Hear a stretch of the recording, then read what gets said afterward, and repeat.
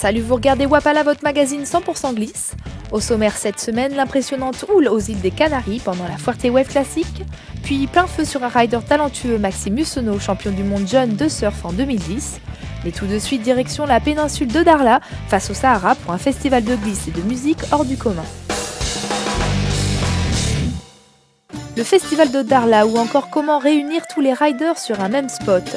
Surf, windsurf, kitesurf, stand-up paddle et même musique, tout est possible sur cette péninsule située au sud du Maroc. Le rendez-vous à ne pas manquer pour les passionnés de glisse, mais surtout des longboards, c'est la longue distance dans la lagune qui fait face aux dunes du Sahara.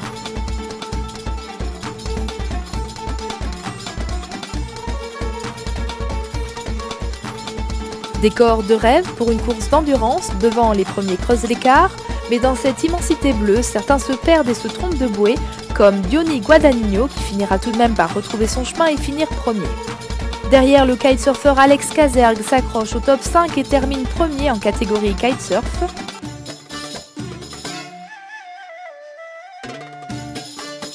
Du côté du bivouac, les compétitions de surf, longboard, shortboard, bodyboard et stand-up paddle animent le spot de Foum-la-Buire.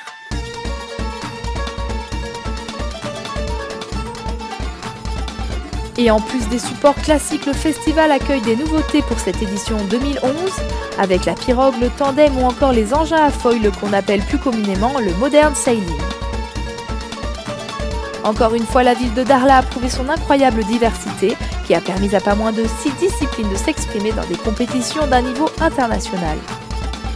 Une fois de plus, l'essentiel était là, partage, convivialité et énergie ont rythmé le bivouac de Foum-la-Buire.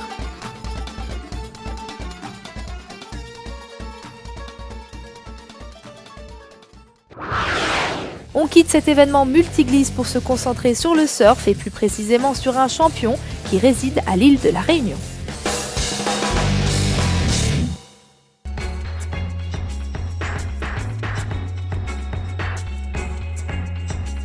Maxime Mussonneau est un jeune surfeur de 18 ans et s'il aime se balader, détrompez-vous, ce jeune rider n'est pas là pour faire du tourisme. Il passe son temps à sillonner le globe avec sa board pour participer aux plus prestigieuses compétitions de surf en catégorie junior.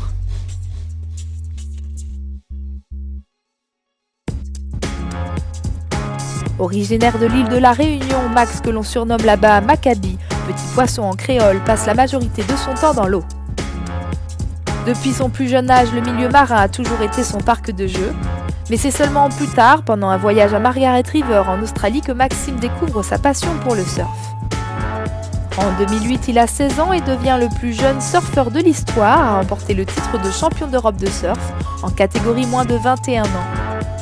Mais Max a réellement fait parler de lui en janvier 2010 lorsqu'il remporte le titre de champion du monde jeune ASP. Il inscrit alors son nom sur une prestigieuse liste qui compte des stars comme Andy Iron, Joel Parkinson ou encore Jordy Smith. Chaque hiver, Maxime migre en Australie pour aller s'entraîner aux côtés des meilleurs de la discipline. Voici une sélection des plus belles images de son île et des différents trips qu'il a effectués en 2010.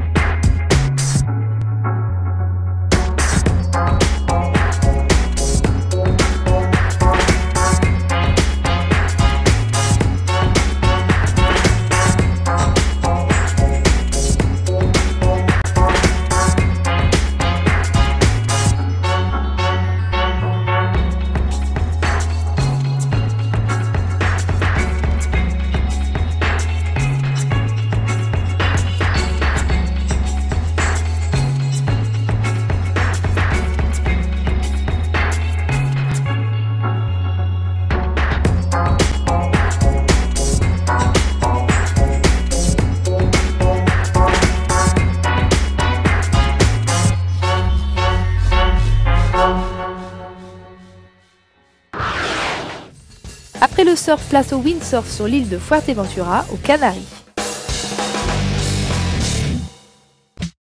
Pour la troisième année consécutive, la crème du windsurf experte en wave riding avait rendez-vous du 8 au 18 février sur l'île de Fuerteventura pour la désormais célèbre Fuerte Wave Classic. Cet événement qui invite les meilleurs riders de la planète windsurf a l'avantage d'avoir un format original. Comme pour les précédentes éditions, les riders se jugent entre eux. La seule différence cette année, c'est qu'ils vont élire une personne et non un team. Et pour éviter tout favoritisme, un juge indépendant est désormais là pour chapeauter le tout. Cette troisième édition de la Fuerte Wave Classic a démarré tout doucement avec la houle et le vent qui se sont fait timides en ce début de semaine. Enfin, les vagues arrivent et les plus téméraires en profitent pour affronter le spot de Puertito. Pas facile de passer la barre avec un vent quasi nul et des paquets de mousse qui arrivent à toute vitesse.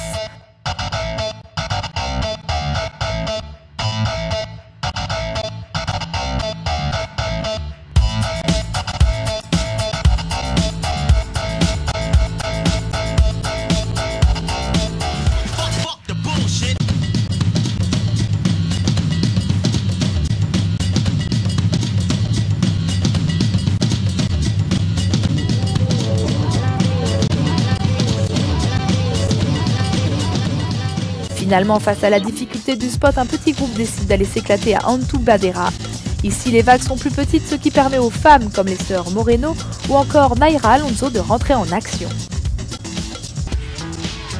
Les jeunes sont aussi de la partie avec le petit frère de Jules Denel, Justin, qui est déjà impressionnant par son style alors qu'il n'a que 14 ans.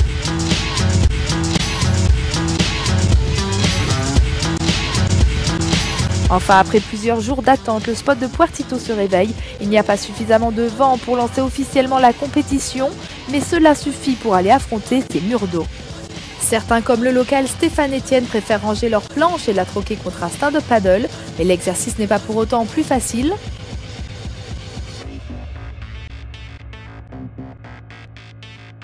Enfin, alors que tout le monde plie bagage le dernier jour de compétition voit un Puertito monstrueux, seuls les meilleurs vont à l'eau et comme à chaque fois que les conditions sont hardcore, c'est Thomas Traversa qui fait le show. Thomas est toujours à la limite et va se placer dans des endroits improbables sur les vagues, mais malheureusement pour lui, ça ne passe pas à tous les coups.